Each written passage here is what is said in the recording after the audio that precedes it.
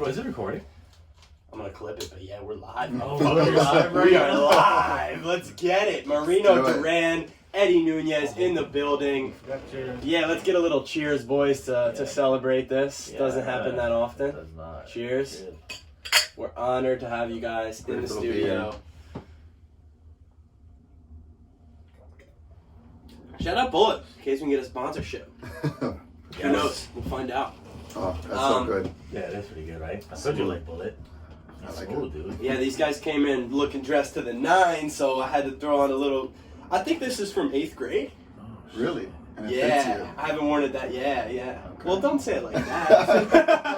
I don't know. I'm all about growth. So. Ooh, I like it. I like it, man. There's a story behind this dress like this, though. Okay, let's hear it. So it started with Marino. He led the way. So we went to get ready to come see you. And I'm like, all right, I'm ready. Let's go have sweatpants on and a t-shirt. So he's going to take a shower. I'm like, all right. He goes in the shower. I'm just laying on the bed, whatever. And he comes out like this. I'm like, all right. I'll be right back. Right, so I always dress like this. So everywhere I go, people are always like, you're dressed so nice. And I don't think I'm dressed nice. I'm just dressed comfortably. Yeah. Like, it makes me feel good. That's the standard. And even when I was in Miami, I came out and I don't know, I guess I was dressed nice. And people were like, oh, where are you going? And I'm like, nowhere.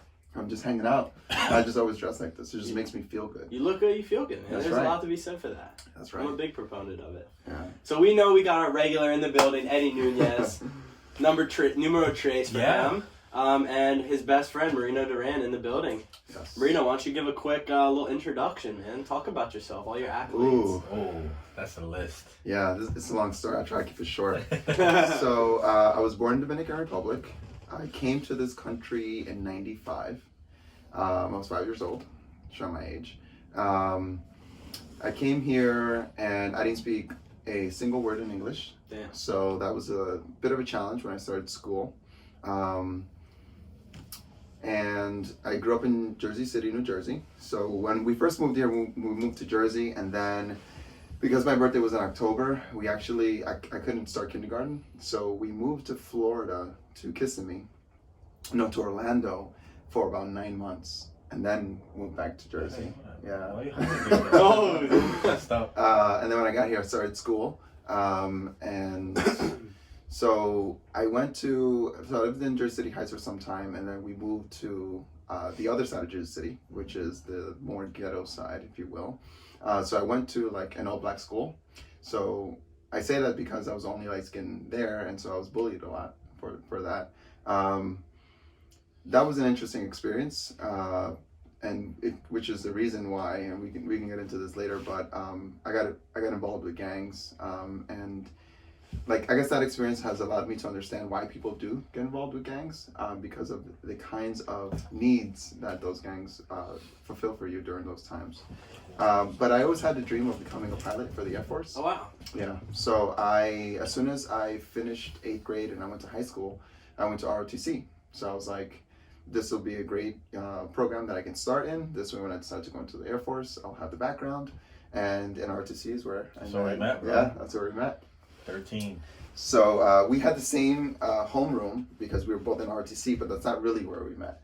We actually met in English class. Yes, Miss Healy. So I've not. Shout out Miss Healy. I've actually never been beaten in arm wrestling. So there was this kid there. What was his name? To this day? To this day. Oh, wow. Yeah. Wasn't it Ish? Ish. Yeah, Ishmael. Yeah. I've arm wrestled like grown men when I was like younger. Wow. I've never been beaten.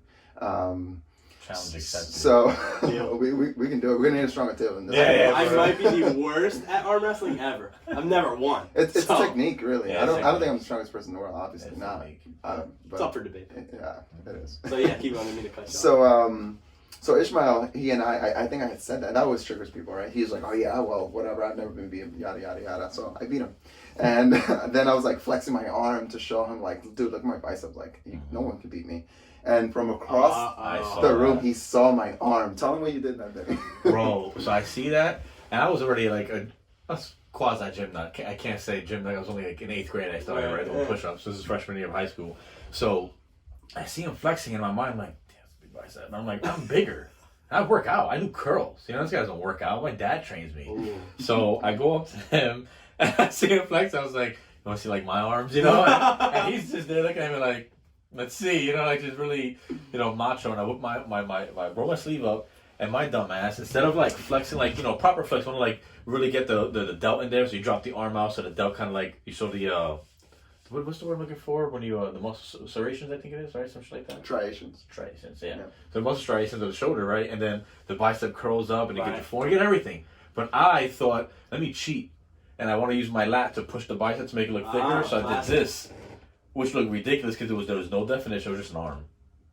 And he's like, yeah, wow. And I'm like, just in midair. Yeah. Just like, and I'm look at this arm. Bro, it destroyed me. And I went home and I told my dad. I was like, Dad, there's this guy at school. He's got a giant arm and I want to be bigger. And I was really like dedicated to that gym. And eventually my dad was like, bring him to the gym. Yeah, and that was the start of our Whoa, friendship. that's wild. So we would the bell would ring at 3 or 5, and he would go straight home. He would literally power walk. He would be at the door as soon as the bell rang. He would power walk home. He would be home at like 3:09. Yeah. And part of it had to do with if you stuck around, you got into trouble. Yeah. Someone saw you, and you know.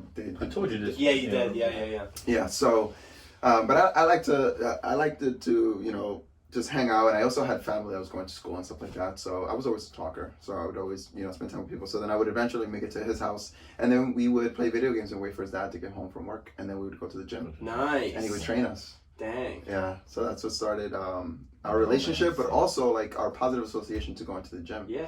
You know, it's like just so well integrated into our lives, and it's interesting is. Once I started like hearing with people having difficulties of like going to the gym, like I was like, what do you mean? You know, like I couldn't understand. Like now I do, but like at the time it was just like, it's something that we enjoy so much. We don't have to think about trying to get ourselves to go there. Yeah. You know, it's almost like our day wouldn't be okay if we didn't. No, that's how I feel. If I don't train in a day, it just there's something that feels off. Whether it's lifting or martial arts, Yeah. I can relate to that for sure. Yeah. Love it. So yeah, that's what started our friendship. So we were in our RTC, and when I was there, I don't know what it was, but I was like really competitive, but kind of like in my own world where like I just wanted to be the best at whatever was there. So I remember when we first started. So the way we were organized, right? We were a squadron, and so like every flight was a flight. Every class was a flight. So you had the freshman and sophomore class, and you had the junior and seniors. And so in the flight you have elements. And so each element was basically a row. And each row had an element leader and assistant element leader. So as a freshman, the first position you can get is assistant element leader. And I remember I applied and I wrote like my little essay, and I was like, this is gonna be the first job, whatever, and I didn't get it. And I was so upset. And I saw the person who got it, and I was just like, Really? Really? You know, I was like, I can do such a better job now. I was just so angry about the whole thing. Eventually the person got fired and I got hired, right? It was only a matter of time, but I noticed that it invoked like this fire in me where I always gave things like the right meaning. I wasn't disempowered by those kinds of things. I was always like, all right, it didn't happen. How can I make it happen? You know, what can I do? And I always just showed up.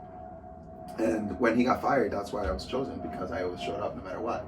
And so then I just ended up moving through all the ranks and everything. And so in RTC, I ended up finishing highest ranked, highest decorated, highest precision, just highest everything. I was just squadron commander and I had all the accolades. And I was just super competitive about everything that I did.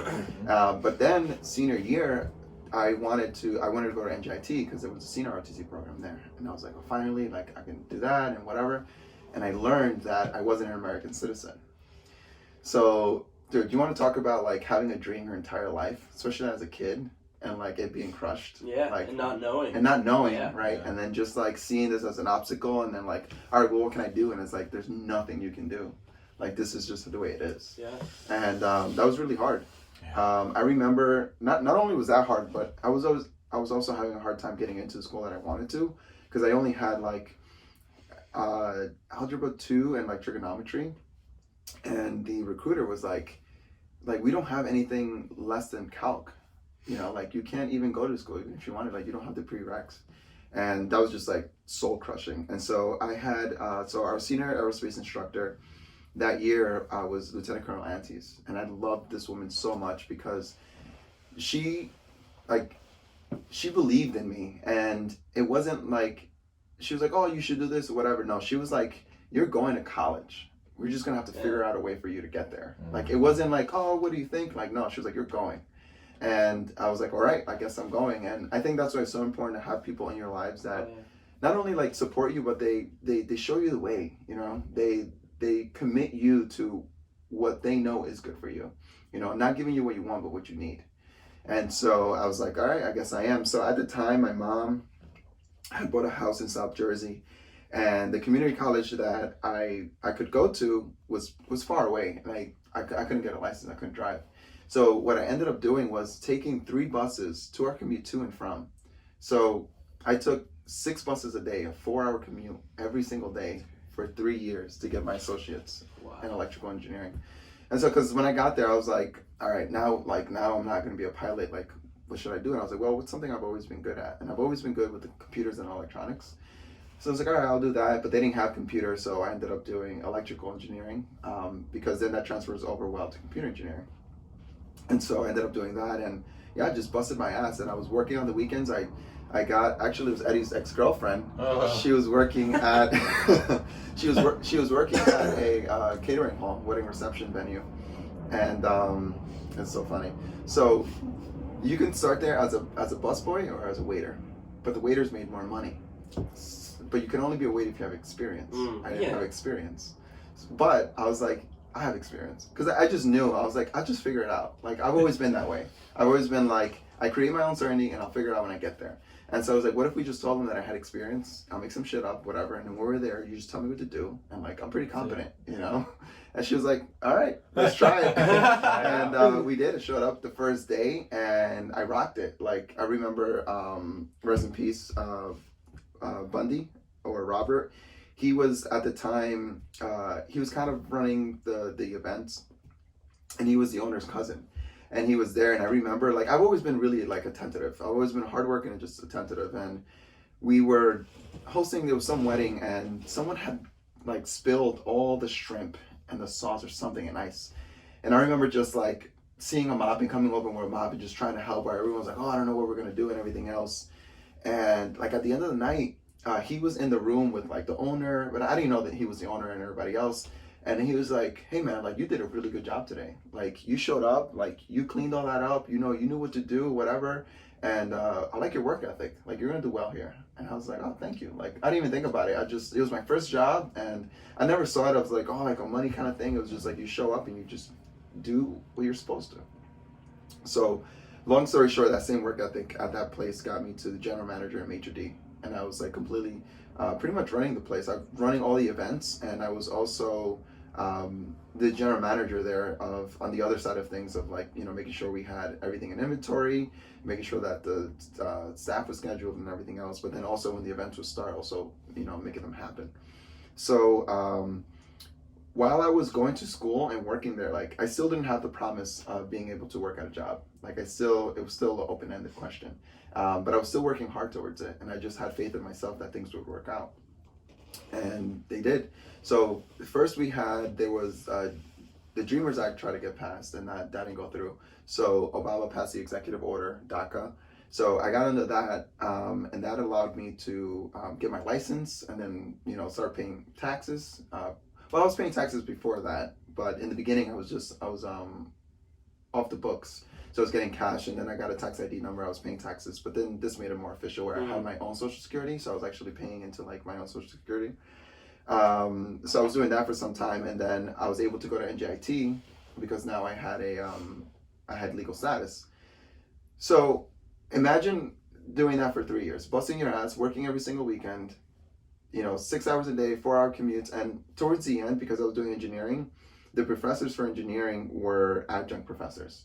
So they worked during the day and they would teach at night. So all of my engineering classes were at night. They would end like at 8:45, 9:45 p.m. So at that time, the buses weren't running. So I had to take a shuttle, then I had to take a train, then I had to take a taxi to get home. And so I would get home like at 11:30, and I would have to be at the bus station at 5 to catch the bus at 5 so I can get to my first class at 8. And I remember I used to get there like kind of like 8:09, 8:08, and the teacher would take points off because she wanted everyone to be there on time. And I remember taking her outside one day. I was like, listen, like, I leave my house at 5. before 5 because I catch at 5 a.m. But it takes me 2 hours to get here, and it's hard, whatever. And she was like, I understand, but it would be unfair to everyone else if I gave you a break. Man. And I was like, it wouldn't. That's what fairness is. It's treating everyone fair. You know, you're just trying to be equal, like equal outcome. That's different. And she was just she didn't budge. I got an A- in that class. Yeah. I haven't forgotten that. That's annoying. That's so annoying. Call her out, bro. I don't even remember. My mind just like blocked her out. Deleted her. So that's a warning. That's someone you don't want to be like. Right. So what's your mindset as you're doing all this? Are you thinking, man, like this sucks, but I need to get it? Or I feel like, I mean, take me through your mindset of just this. You know, I've always thought about that too. I think, well, my aunt one time said something to me that really stuck with me, and I've heard it in different places, but it was just in that moment, like I needed to hear it. And she said, "Nothing is forever," and that just like gave me hope, you know. And I wasn't in this place of like comparing myself to anyone else. I was just trying to do my best, and I was just like super focused on like my work and everything that I was doing. And I was just taking pride in what I was doing and working hard. And I was just proud of myself, to be honest. Actually, like I was crewing, and we did a walkthrough. He's got the snacks. I'm good, thank you. You want some chips? I'm good, man. Knock yourself out, though. Yeah, Enjoy it. It helps with the whiskey. It tastes like nice, you know, good combination. Yeah. And we did a little close eye, like what we call a shut eye, you know, kind of like a little meditation walkthrough.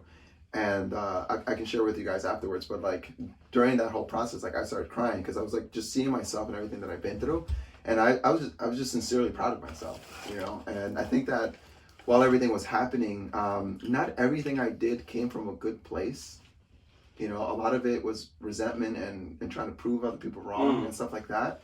But I'm so proud of the journey that I went through. It's incredible, dude. Yeah, it was dope. So when I finally got accepted into NJIT. Here I am, I registered for my classes. I'm so excited. I'm like 3 years of working so hard to do this, whatever. And then boom, I get my bill and it's $16,000 for one semester. And I'm like, what is this? I was not expecting this at all. I was expecting like a third of this. So it turns out, because even though I had legal status, I wasn't a resident of the state. So I was being charged out of state tuition. Oh, wow. So instead of $465 a credit, I was paying $1,165 a credit. Dang. Yeah. So I was just like, what the fuck is going on? So I went and I spoke to this guy and I explained the whole situation, and he just looked at me so like without empathy. He was just like, well, I guess you're just gonna have to, you know, drop the classes and, you know, try another time. And I was just like, you know, this guy doesn't know like what I went through to like get here, whatever. I was so angry. I was just like, fuck you, whatever. And I left, and I was walking, and I remember I stopped in front of like the library, and I was so angry. And then I went from being angry to just like feeling hopeless, and just started crying and just thinking about everything. I'm like I worked so hard to be here, and I'm like, this is happening. There's always something. And I used to have this limiting belief that there was always something wrong. Something always needed to go wrong. That when things were too good to be true, they were too good to be true. Like something had to go wrong. Wow. And when you have a belief like that, you start to look for references in your life to validate that. And so that's what I was doing in that moment. I was validating. I was like, see? And so I took myself through this whole like grieving process, and then I was like, you know what? I've been through so much more. Like I've been said no, and I got through it, and I'm gonna do that with this. I don't care. And I just remember getting up from there and like just, I don't know, it was just, I felt guided in that moment. And I remember just like power walking home and like feeling the tears dry up in my face. And I was like, I'm going to figure it out. So I ended up getting like 2 jobs to help me pay for school. And what ended up happening was that I didn't go to school that semester, but the following semester, the governor passed this law that said if you went to school in New Jersey, no school in New Jersey can charge you out of state tuition. Wow. So I was like, all right, that addresses that. So I had more money saved up than I was planning to, right? So I started school, and let's see, that was in 2015, I think it was. No, 2014. So I started school, and so at that time that I became the maitre d' at Ariana's, and so I was running events there. So I was going to school and I was working like 50 to 60 hours a week, and taking like all these engineering credits. Engineering too. Yeah, and it wasn't, you know, and I was also the event coordinator for SHEF, which is the Society of Hispanic Professional Engineers. I was the representative for computer engineers. I was in student senate So I was one of the senators for there. So I was doing all these extracurricular activities. And the reason I did that was because I was passionate about that and helping people in that space. So like the mission of SHEP is to empower the Hispanic community to reach their fullest potential. And so we did things like mock interviews, resume building, and like all these things that are very valuable to them while they're there to get jobs. And so yeah, I was just grinding it out. But at the end of the day, I'm only human. So I ended up failing 3 classes. And so I had all these classes scheduled for the next semester. And I remember I failed those 3 classes. And my counselor was like, not only can't you take the classes you're scheduled for, but now you're on academic probation. So you can't take more than 12 credits. And I was like, you don't understand. Like, I have this job. I already got accepted to with General Motors. I have to go. And she was like, I don't know what to tell you. Like, you failed these classes. Like, I was like, I need to pass. Like, I need to graduate this year. Like, and she was like, well, I don't know, whatever. I was like, all right, let me speak to the senior counselor. So I started speaking to him, and he's saying the same thing. And I'm like, who do I need to talk to? And he was like, well, we can start by, you can on academic probation. The dean is the one that sets that, whatever. I was like, all right, found out who the dean was. I went and spoke to her. I spoke to the dean, spoke to the provost, spoke to the president, and also my advisor for SHEP. And I'm pretty sure she spoke to the president as well. And one day, out of nowhere, my academic probation was lifted, and I registered for all the classes. And there were some classes that I got incomplete on, so they weren't technically on the record, but I still had to take like my final for them. Right. So that semester, I took 24 engineering class credits, 8 engineering, and I'm talking about 300 and 400 level, like super advanced, like design computers to solve problems, like super advanced. And I was just so committed. I never thought that like, oh, I'm so smart. I was just like, I didn't see failure as an option. And I remember I was going into this one class, and it was the final, and a buddy of mine goes like, dude, what are you gonna do if you fail? And I was like, what do you mean? He's like, yeah, like if you fail this, like you'll fail the class, and then your job, like, I was like, what the fuck are you talking about? He's like, dude, if you fail this exam, you're gonna fail this class, and you won't get the job. I was like, dude, I don't need this fucking negativity. I literally couldn't imagine what he was, I didn't understand what he was saying. And then I got it, and I was like, oh, like if I don't do well, okay, I understand what you're saying. I was like, I don't need this negativity. I was just committed, and I'm like, I'm gonna do it. And because I had that mindset, I would only study the day of the exam. I would like crunch out like 5 hours before the exam, and then I would show up and I would pass. I wouldn't get an A, but I would pass the exam. And I was just committed to it. Like once you commit to something and you cross out any other possibility, you'll be really impressed what you can accomplish. You really would. You just have to like trust that you'll figure it out. And that's what happened with me. And I did. And I passed all the classes, and I got my degree. That's crazy. It was almost like failure wasn't even in your vocabulary. It wasn't. You didn't know what he was. Yeah. I didn't. I tell that story because I sincerely didn't understand what he was saying in that moment, and then I got it, and I was like, so Tony has this thing that says where focus goes, energy flows, and so like what is confidence, right? You think about something in the future, and you know whether or not you can do it. Like you can't do anything your mind can't conceive. Right, so if you think about like flying a plane, like you can imagine yourself there, but like actually doing it well, you're like, I don't know. And so for me, it's like if you think yourself in the future doing something and you can do it well, then you can actually do it.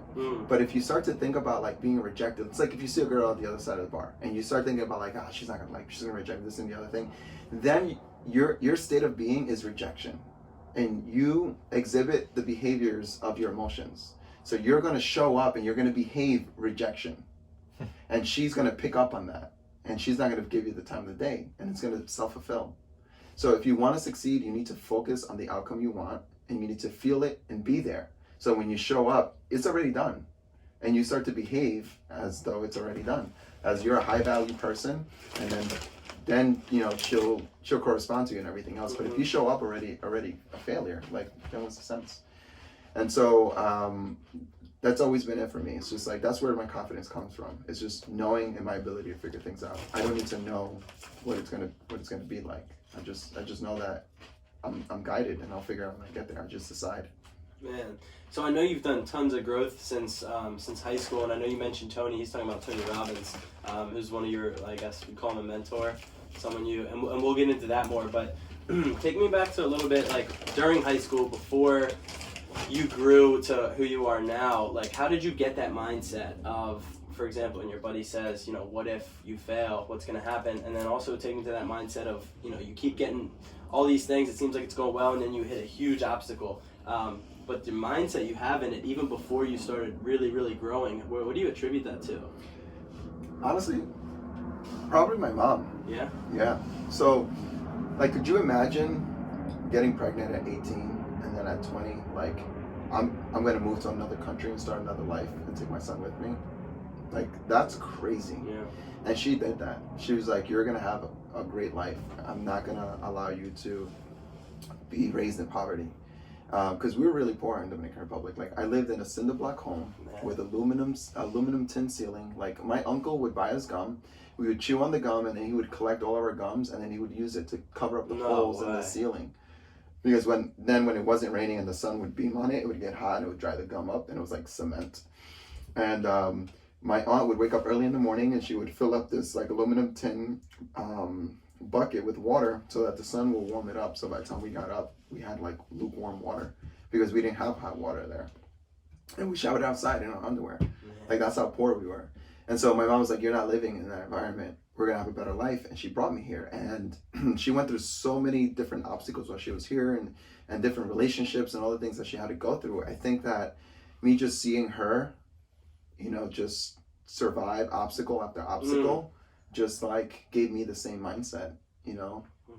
And, you know, she was stubborn in her ways, but I felt like it was almost necessary as well for her to say, okay, this isn't working. Like, I'll try something else, you know, despite what everyone else was saying. So for a very long time, though, like, the relationship that we had, I always thought that when I got into a big fight with my mom, and that's when I actually ended up leaving my house. I, you know, ran away, if you will. And I thought, you know, I'm going to be successful despite what you think, you know, all of this, whatever. I had all this resentment, all this anger. But then later I learned that I was successful in spite of all that she did. She built the man that I am today so that I can go out there and succeed. If she had been the mom that I wanted her to be, I wouldn't be the man I'm proud to be. I wouldn't have been able to figure everything out and have the heart that I do in everything that I do. That's powerful. I would have been soft and I would have failed. So I have a lot to be grateful for. That's cool when it comes to that. So let's just go right off of that. So after you graduate, you pass all the classes, you get this job, you said, at General Motors. So in your eyes, is this like it for you? Like you got an what was your degree in? It was computer engineering. Computer engineering. Yeah. You get this big time job at General Motors. So walk me through kind of what's next for you. Yeah, it was your mindset. It was crazy because it was the pinnacle. I was at the top of the mountain, right? I was like, I've been working really hard for this, and at the same time I also got my visa. So I was no longer on DACA. So I get my visa, I get the job, I pass the class. I'm like, wow, you stay committed. You know, now you're starting to validate all these beliefs, right? And then I just feel so great. And I remember I was walking out of Newport, and this girl comes up to me, and she introduces herself, and she starts telling me about this organization that she supports, Children International, which is where you pretty much, it's like a monthly subscription, and you support like a child in any country you want. And because I was like, everything was just working out for me, I was like, all right, this is my opportunity to give back. And I had signed up. But that for me is like super important, because it was like, it made everything that I had worked up to in that moment, like when you have so much to be grateful for, it just like, it makes you want to share with other people, you know. And I said, wow, like education has had such an impact in my life. What if I can provide, you know, the funds for someone else to get educated, and what that would mean in their life. And I ended up signing up with her there. And I just remember, like, she started crying, and she was just so happy. And I'm like, wow, like she's really living her purpose. And I just remember that being something so monumental as well in this whole process of everything that was happening. So everything was great, and I ended up leaving my job, which I enjoyed so much, because for me, like, being a maitre d' was like, I was given the privilege of making your once in a lifetime opportunity a reality, right? It's your wedding, it's your fairy tale. You know, I get one day to crush it, and you trust me to do that, and I love that. I love like understanding what their needs were, how they wanted things, and then actually like showing up with confidence. Because, you know, a lot of brides and grooms, like, they're uncertain. It's almost always their first time, right? So they don't know. And so I get to show up and I get to show them the certainty. Don't worry, like it's not my first rodeo. You know, I got you. And just having them being super grateful, and at the end of the day, just like getting that validation from them of like how amazing everything was. Like I loved it. And so I ended up leaving that job to become an engineer. And so, you know, when I had made that decision, it was more of like, all right, well, I can't be a pilot. You know, what's something that I'm good at? And I figured out and I was good at it. But I learned that just because you're good at something doesn't mean you should do it. And so I get this job, and I went from like being a high value person in terms of, in school I was the event coordinator for SHEP, I was a senator, I was always surrounded by people, and then at work, you know, main point of contact, I had a staff about, you know, the wait staff was about 20, then there was the kitchen staff, and then also the bride and the groom and their families making all that work, and then you have the photographers, videographers, just everyone that's involved with the wedding and all that stuff. From being in a place of literally being surrounded by hundreds of people every single day to working in a basement, validating software and hardware, working with the same 5 people every single day. Yeah. In an entirely different culture, an entirely different like state. And I very quickly learned that something was wrong. Something's just not right. And I didn't understand at the time. Right now I can make, like hindsight's 2020, I can make that distinction, but back then I just felt bad. I was like, what is this? And that's what got me started into audiobooks and reading. And I heard one video from Jim Rohn that like changed everything. And he was talking about wealth. And he said, if you were to take everyone's money and distribute it equally to everyone on the planet, it wouldn't be long before that money ended up right back in the pockets of which it came from. And he said, because in your pursuit of achieving your dreams and your goals and, you know, your financial aspirations, it's not about what you attain, it's about who you become. And that to me just like blew my mind, you know. And I remember like I parked my car and I was just in my car just thinking about that. And I was like, that's the real shit I ever heard. You know, it's about who you become. Powerful shit. Not powerful. Yeah, I was going to. I was waiting for a good time. It's always a good time. And so listening to Jim Rohn got me started kind of, you know, watching the recommended videos of Tony. And I started listening to Tony. And then Tony started talking about the 6 human needs and the toward values and away values, you know, and emotions, and how everything we do in life, you know, is to experience an emotion. Like, why do you want that car? Because of how it's going to make you feel. Why do you want that job? Because it's going to give you the security that you want to feel. You know, why do you want to do anything you want to do? It's because of that emotion you want. And so there's emotions that you want to experience and emotions you don't want to experience. And humans are interesting because they will do more not to experience an away experience than to experience one they want to. And an example that I can give you with that is, what would you work harder towards? Saving $1,000 or keeping someone from stealing $1,000 from you? Oh, wow. Right? So I realized that all this hard work and everything that I was doing it from scarcity, from trying to avoid an emotion. And I was working really hard to do that. But you are your best self, and you go into flow, and you're more creative when you're operating from a place of abundance and wanting to experience all those great things in life rather than running away from them. So I started listening to all these videos from Tony and everything else, and then I learned that he has an event, and I was like, man, I would really like to see him in person.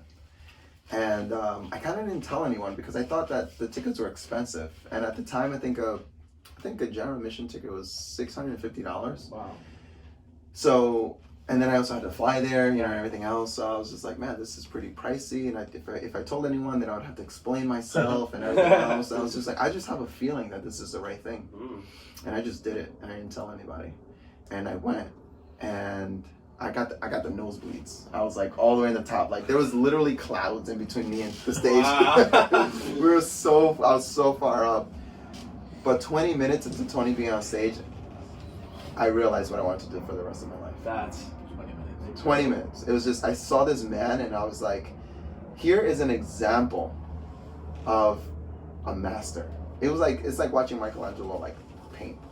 It was like watching a master like do his art. Like he has been 100% devoted in the refinement of his masterpiece for over 30 years.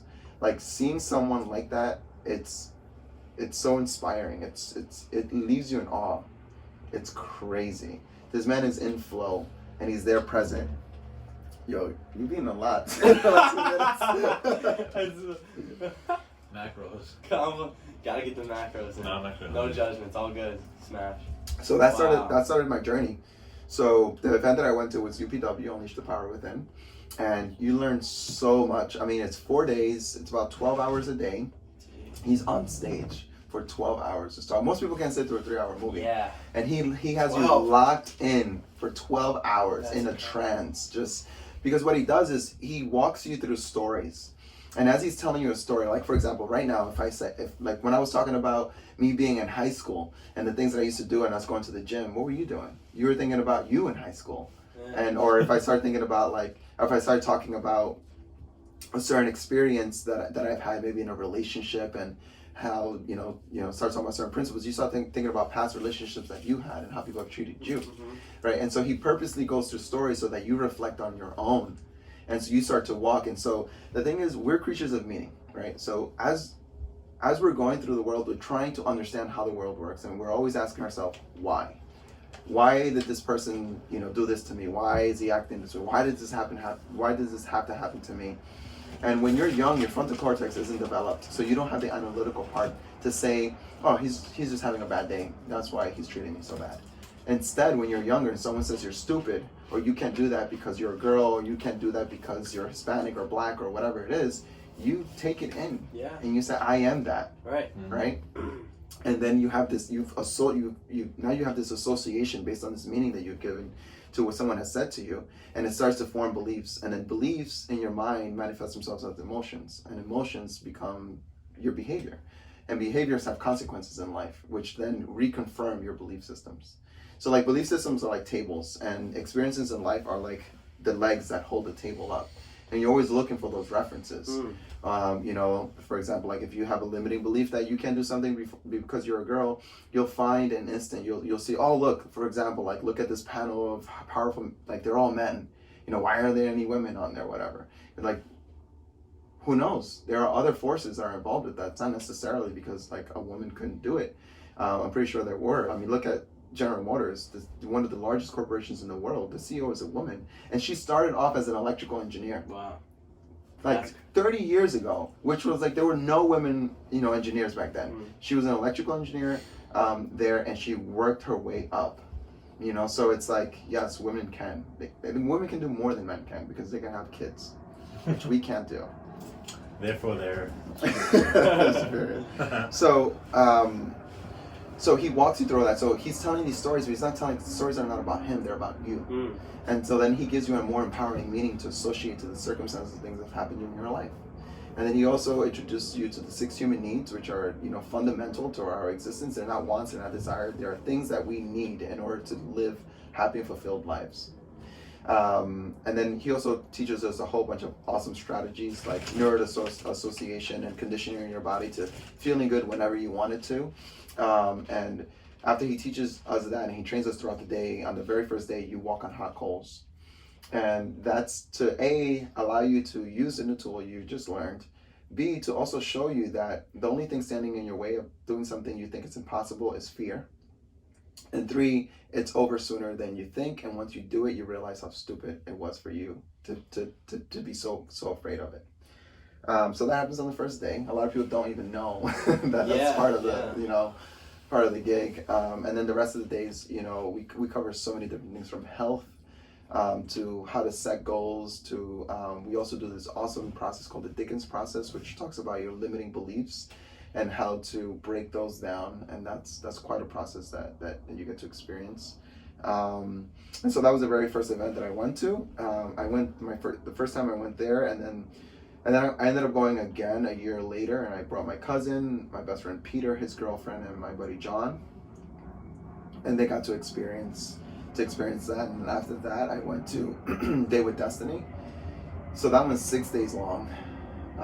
At UPW, he's only there 2 out of the 4 days, but at Day with Destiny, he's there all 6 days, and he's on stage for like 10 hours, right? And he's gonna turn 60 in February, so he's living his mission, his purpose, and he's like tapped into like unlimited source energy, right? He's in flow, and it kills me when people are like, oh, I'm getting old, like that's why I'm tired, that's why I can't do this, whatever. And he also tells a story about that when he was on the road for like 200 days out of the year, and it started taking a toll on him, and he ended up telling someone, he's like, dude, you're 30, come on, whatever. He's like, what are you talking about? He's like, yeah, you're 30, man, you're getting old. He's like, what? He's like, I don't need this kind of negativity. Almost like what I did. I was like, yeah, what are you talking about? He's like, no, man, like there are people that, that have beat their own record from when they were in their 20s, like when they're 40. Absolutely. You know what I mean? Yeah. So it's all mindset. And so for him to be up there at almost 60, just crushing it, he just shows you that the mind is so much more powerful, and those are the consequences that beliefs have in your life. Of you thinking that you can't do things, you're always tired, and you don't have the energy, and you don't have the life you want to have because of all these like beliefs that you have. So he really teaches you how to regain control of your life. You have more control than you think. And so I also went to Day with Destiny, and that one was 6 days. There's a documentary on Netflix called I Am Not Your Guru, and it talks about that. But it's an hour and a half, the documentary. The event's 6 days, 10 hours a day. Yeah. So it really doesn't, represent what the event's truly about, but it's an absolutely incredible event. Like I've never experienced anything like that. I can actually summarize it in one word, and that word is love. Like you get to experience like true divine love with yourself and true connection with every single person that's there. It's incredible. Yeah. So when you say it took 20 minutes to find what you want to do the rest of your life, go ahead, what is it? Because you just left General Motors, correct? Yes. And now you're pursuing your passion, your purpose. So go ahead. Yeah. What's So Day with Destiny, I set the goal to quit my job in the upcoming year, and so it was very surreal, but it was so empowering because a lot of things happen in our lives, and we deal with it, and we can be proud at how we deal with things. But I think it's much more emotionally rewarding when we deal with something that we consciously chose. To deal with the repercussions of something we consciously chose. Yeah. And quitting my job was one of those things where I got to see my actions manifest themselves, and I got to say, this is happening because I chose it, because I'm creating my life. Yeah. I'm not responding or reacting to everything that's happening.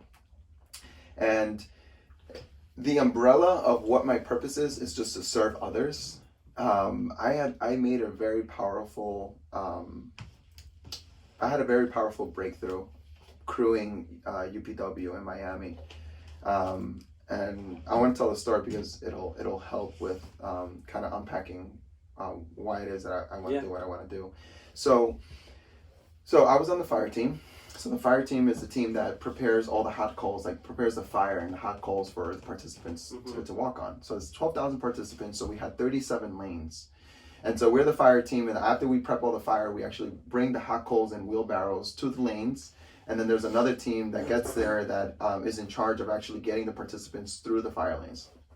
And they're trained on their own specific things. And after we're all done, that's all day Thursday. And I worked from 8 a.m. to 3:30 a.m. the next day. And when I got back to the house, there were people still up, and we partied. And when I say party, I mean like we put some music on, we're eating and just having a good time. And I had all the energy. And that's what it's like to live your purpose, to be fulfilled in contribution, and to do that. You don't feel like it's a burden. You don't feel like you have to do things. You get to do things. It's a privilege. And so I get back, and everyone's doing it. So the next day we clean up. Well, we clean up that night, but the next day we tidy up a few things, and then they allow the fire team to get on stage and dance, because they have like a dance team. But they want the fire team to kind of get their like, thank you so much, whatever. So they bend the rules for us as far as like our attire, but there's one rule they won't bend, and that is you cannot wear like spandex or something tight like yoga pants, especially for the girls, right? So there was this girl that got chosen to be on stage or whatever, and she had tights on. And this girl comes up to her and she's like, you can't wear those. Like, you can't dance on stage because wearing those. And she was like, well, the trainer picked me and she saw what I was wearing. She didn't say anything. She was like, no, you're not going to get on stage. And while the trainer is on stage, she raised her hand. She was like, Susan, she has spandex on. Like, she has got tights. She can't dance.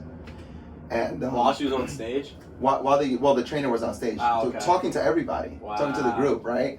And that was so interesting. I was like, because in this environment, we're so loving and supporting. Like, why is she being like? But I realized that we're all on our journey to heal ourselves, and we might not fully be there. Mm-hmm. And so whatever. And so while that happened, there was this girl that saw the whole thing, and she runs up to the trainer and she was like, "Please don't take her off the stage. Take me off the stage. I'll give her my pants." And there was so much despair in her eyes. She was like looking at the trainer like, "Please don't take her off. Like, you can take me off. Like, I don't care. I don't care about being on stage." She cared about being on stage. She was saying that she didn't. And I thought that was so interesting. I was looking into her eyes, and there was so much like suffering and despair. And I was like, man, she's really like concerned about this. And it's just interesting. So I ended up talking to the girl that had the spandex on, and I told her what happened. And she said, yeah, but did you know that like that girl was adopted, and she had all the money that she could have had growing up, but she never had the love and support she craved. And in that moment, I realized that people give to others what they didn't receive growing up. And Tony says that in the documentary. He says, scarcity breeds obsession. And so when you meet someone, and people show up for you in many different ways, right? And the way that they show up is whatever they didn't get. And it's important to understand that, because when someone gives you something, that's exactly what you need to give them, because it's what they need the most. Wow. That's powerful. I never thought about that. Yeah. So that was an insight moment for me, because when I thought about that, I said, wow, I've always told myself that I want to be the person I didn't have in my life. I want to be that mentor. I want to, I love learning. I love learning for the sake of learning. Like, I will go out and learn something completely like, you're still thinking about it. I'm just so like captivated by that. Yeah. Yeah. Right. So if you talk to someone and you say, what's your purpose? Like, why do you want to do that? Inevitably, it all goes back to, like, if someone says, I just want to help people lose weight, whatever, chances are they were overweight. Right, and they suffered with confidence and everything else, and they didn't get that validation, so they don't want people to suffer the way that they did. Right, so I started to, when I learned a concept like that, I started to self-reflect on myself, and I said, wow, I want to support people, I want to encourage them, I want to be their mentor, I want to be there for them. Why? Because I didn't have anyone there for me. And so that's my purpose in life, is to serve others, to show them the way, to show them that they're more powerful than they think, that they are greater than their circumstances, that nothing is forever, that there's something on the other side and they can get there and they can reach greatness, and it doesn't matter where you come from. And I was on the phone with my buddy Zach, soon to be my business partner, and we were talking about that. And he said, I genuinely believe that my gift is to show others how amazing life can be and they can live their purpose. Yeah. And I said, mine is too, but for me is also that it doesn't matter where you come from, you can have that life that you dream of. Because it's easy for someone who was, born into a great life and say, you can have whatever life you want. Right. But when you're born from shit and you make it, you can say, you absolutely can. Even more if you had a good life. Yeah, that's crazy, because I'm just thinking about it in my perspective, because we have like the same idea, but it comes from a different something that we didn't have in our lives. You mean to tell me I'm telling my story, but you're thinking about yours? Yeah. Yeah. No, it's just so crazy, because now that I'm thinking about it, like, that's exactly, and part of what you say your passion, your purpose is a lot of what mine is, but it's the same general concept, but it stems from something different. Mm-hmm. Mine is that everybody, when they were younger, have been doing one thing and was stemmed one way, and I always wanted like an alternative. Mm-hmm. And so it's being able to show people that there is alternatives, that there's other stuff you can do. So it's kind of that same thing, but so different. And it's just crazy to think that that's because that's what I didn't have. Mm-hmm. No one told me that there was another option. I didn't have to go to college. I didn't have to get a desk job and make money. It's just so crazy to think about, man. Mm-hmm. So that's awesome. I believe that everyone, no matter who you are, even if you're like a homeless person, you have an incredible talent. You're exceptional at something. There's Absolutely. one thing you're so good at, and that's what makes it easy to fulfill it on your purpose, right? So you're like, oh, you have more options, but your ability to think about that and to even, like, let's say I'm a doctor in a very specific field, right? And I say, no, this is all that I can do. And you're like, no, you can do more. And you know nothing about, being a doctor in that field and everything else. But you can go in there and you can find alternatives and say, you can do this, and you can merge these two. That's a skill. And the thing about skills, talents, and strengths that we have, because we're good at them, we don't see them. right? They're they're Yeah. invisible to us. You're like, why would someone pay me to do this? This is easy. Mhm. Because it's not easy for them. Right. It's easy for you. Right. And that's a huge thing, I think, growing up. It's like, and I've talked about this in the podcast before, but if you're not good at these certain things, it's kind of funneled into that. And if you're really good at something else, nobody tells you, hey, you can pursue that and you can be good at that. Like, and so that's the one thing, is just being able to have people understand that there's other options out there, and to really think about what you enjoy and what's important to you and what you're good at and be able to do it. Yeah, I always tell people, you're the most important person in your life. And, you know, it's okay to be selfish, you know. And even when it comes to like personal development, like an investment in yourself is an investment in every single person in your life. Your friends, your family, everything. Because if you better yourself, then you can show up a better person. And you can help people, and you can bring them up, and you can serve them. And you can help them in their lives and inspire them and be that example. And you're the most important. So Tony always tells a story, and he says, you know, when you're in an airplane, and they talk about the oxygen mask, and when they come down, what do they say? Do they say put the oxygen mask on yourself and then on your child? Yeah, that's a good point. Yeah, I should have said that backwards. Right, on your child and then on yourself. Like, yeah. You want to help your child first, right? But what if in that process you black out? Then you're both dead. Yeah. Right? You have to put it on yourself first, so then you can help your child out.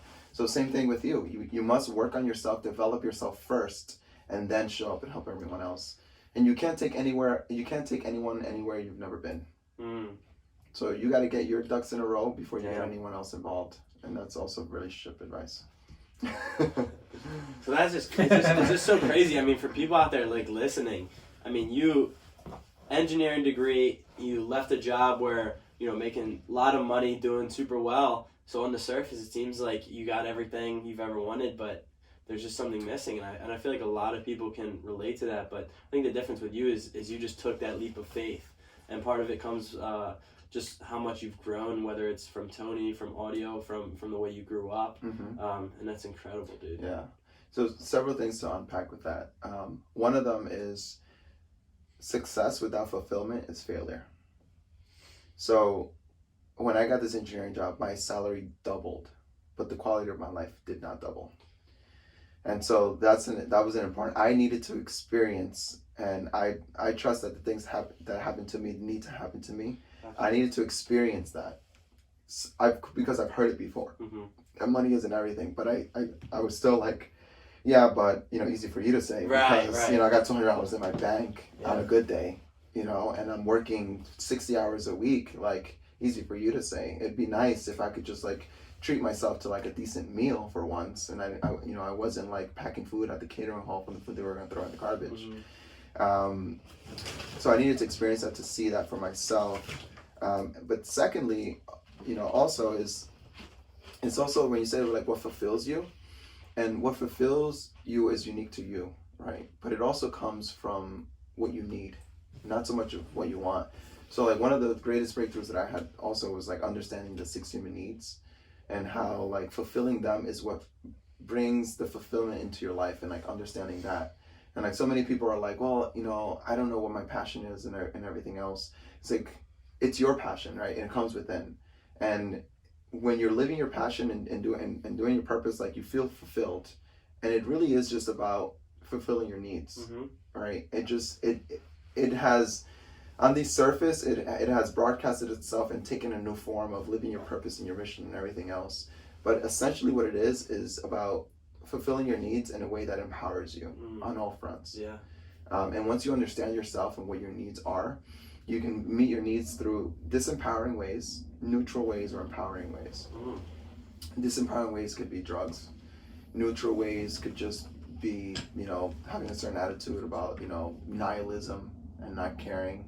Or, you know, or what's another, I don't even know too many ways of neutrally.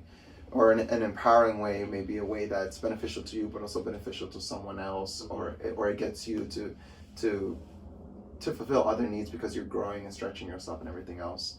And so, you know, so for example, like, so the 6 human needs are uncertainty, certainty, significance, love, connection, growth, and contribution. And so when I mentioned like disempowering ways, let's take a look at violence, right? Because violence exists all over the world. And anytime you get at least 3 of your needs fulfilled, it becomes an addiction. And it's the reason why violence exists in the world. So if someone comes up to you and they put a gun to your head, how significant are they to you and how significant are them to you in your life? Very. They're very significant. How certain are they that you're going to do what they tell you to do? Wait, say it again? How certain do they feel that you're going to do what they tell you to do? Certain. Very certain. Yeah. But also, there's still a little uncertainty there, right? They don't know who you are. Right. They don't know how you're going to respond. So they're certain you're going to do it, but at the same time, there's a little variety in there, right? So it meets 3 of the needs, and that's why violence exists. Wow. Right? So that's a very disempowering way to meet your needs. But what's important to know is that we have all of these needs. We just value some more than others. So you have to look at which ones are your top 2 needs, and then how you're fulfilling them. And so I can fulfill my need for significance through violence, through tearing everyone else's building down, so my building is the tallest one, or I could fulfill my need for significance by donating the most to charity. I beat all of yous. Oh. You see what I'm saying? I feel important. So that's an empowering way. That's a way that causes you to grow because you need money to give. Right. But then it also taps into contribution. It also taps into growth because now you have to do more than others to get that money to be able to do that. Right?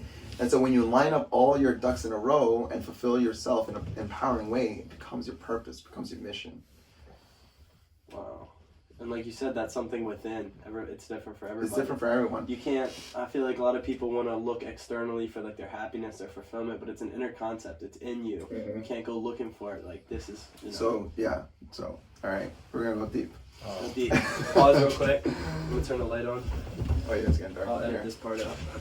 Yeah, edit this part. Oh, get skinny. How long have you been here for? Cramp. I don't know, but just a heads up, I got to leave in about 15, 20 minutes, unfortunately. Okay. Right, Yeah. So this might be the last topic. Yeah. Unless, yeah. Because I teach at 5. Oh.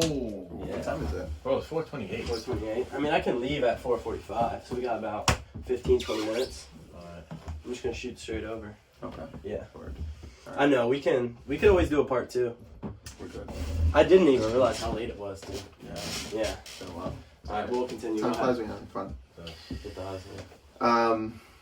So the 6 human needs, they're inherently paradox of one another, right? So you have certainty, uncertainty. You have connection and significance. So the first 2 are obvious, right? Like you want to feel certain, but you also want to feel uncertain. Like, what the hell? Right? There's this like, but the thing is, if you get too much certainty, what happens? You get bored. Right. If you know what's going to happen, when it's going to happen, every single day, you're just like, fuck this is boring. I don't want to do this anymore. You want a little uncertainty. You want a little variety in there, right? Not too much variety because then you'll freak out, right? Then becomes a problem. Right. So there's a balance between the 2, right? And so each person, if you think about it as a spectrum, each person is somewhere along that spectrum where for them, if they're there, they're in a good place. They're not too certain, but they're not too freaked out. They're in the middle. And things happen in life that kind of shift you back and forth. And then you try to control them, get them fixed so that you can feel it. All right, I'm good. I'm certain again. Same thing happens if something happens. The doctor says, hey, you got to come in. We got to do this work, whatever. What are you looking for in that moment? Certainty. You're like, what's going on? Can we beat this? Everything else. And so then you try to do things to get yourself. You take the medication, you take the pills, you work out, you do everything you need to get until you feel certain. Okay, I got it all under control, right? And then you go back to your normal life, and then things start to happen and kind of push you in either direction. Then you have significance and loving connection.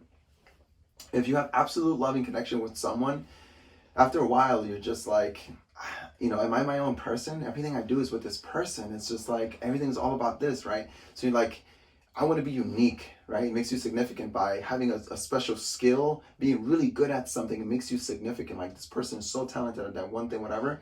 But then you don't feel like you can connect with other people because they just don't understand, right? So there's this balance between the 2, right? And so then people exist somewhere on that continuum, if you will.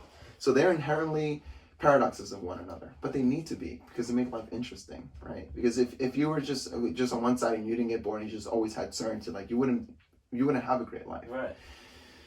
So you look for things to fulfill those things in that moment. So here's the breakthrough. All of your needs are met through the perceptions that you have about life.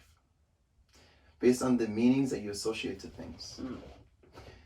Is it possible that something can happen and you can perceive that as complete uncertainty, risk-taking, whatever, and I can perceive that entirely different, and I can say, no, I feel good in this place because I know that I can consolidate this into something good, right?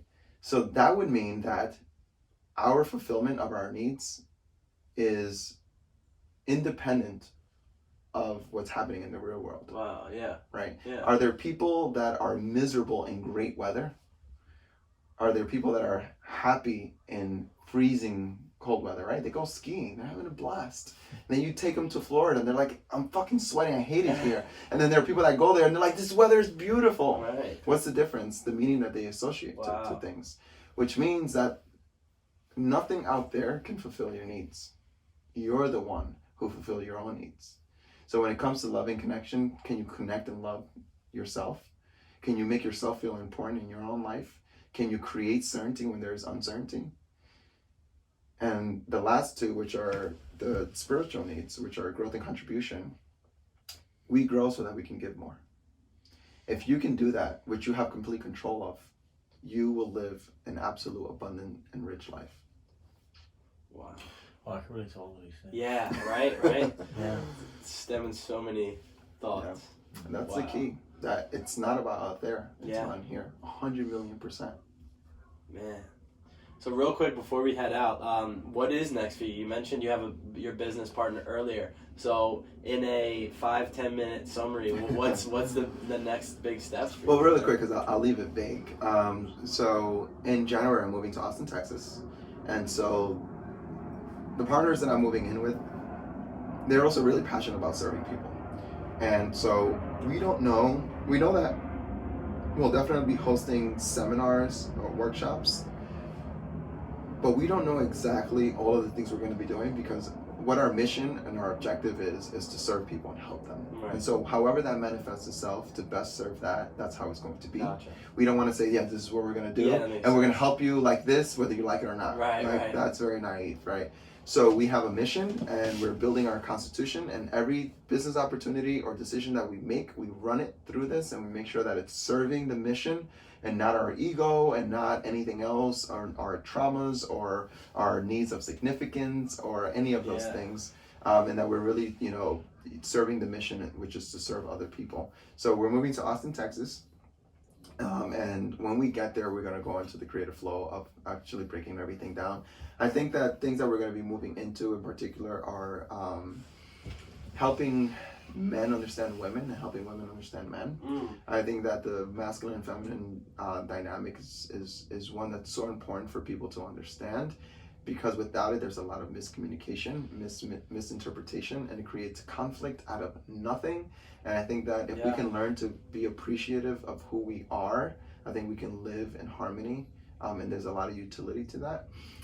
So there's definitely, Next podcast. Next podcast. Part 2. Yeah, Part masculine 2. and feminine. Yeah. Some place for that. Also for men of finding meaning and purpose in their lives. Yeah. Kind of walking through of how you were asking me, like, what was the mindset that you were going through, right? And in essence, you were asking, how did you do it? Yeah. What were you thinking about? Right. How can I tap into that and use it for myself? And so some of that. Right. Also, the why, what are your needs? Why do you do what you want to do? What emotional experience do you want to experience? What's the impact you want to have on your life? Also just understanding the human psyche and things of that nature. So however that unravels it's going to show however it needs to. Like Richard Feynman's my favorite physicist of all time, and he has this interview and he's like, people are always asking me what's the latest and greatest, most like cool thing, and he was like, well, you have to understand we're at the end of a 400-year like complex scaffolding, which is science of understanding how our world works, and I don't have a predefined conception of how it's going to be. If the universe is going to be one finite answer, one number, then that's how it is. But if she's going to be an onion full of layers that infinitely unravel, then that's how she's going to be, and that's how it's going to happen, and I will receive it in that form. I don't have some precondition of how things need to be. So that's how it's going to be for us.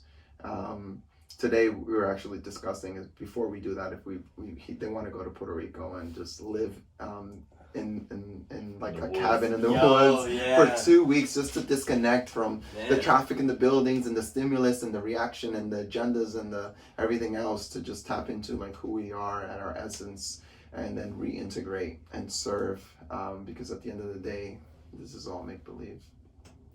Oh shit. It's the Whoa. Matrix. Boom. Boom. All right, Yeah, guys, with dude, that. I appreciate it, Marino. Very insightful, very powerful. We'll definitely try to get you guys back on for part 2, man, Yes, bro. ideally. But thank you guys for coming on.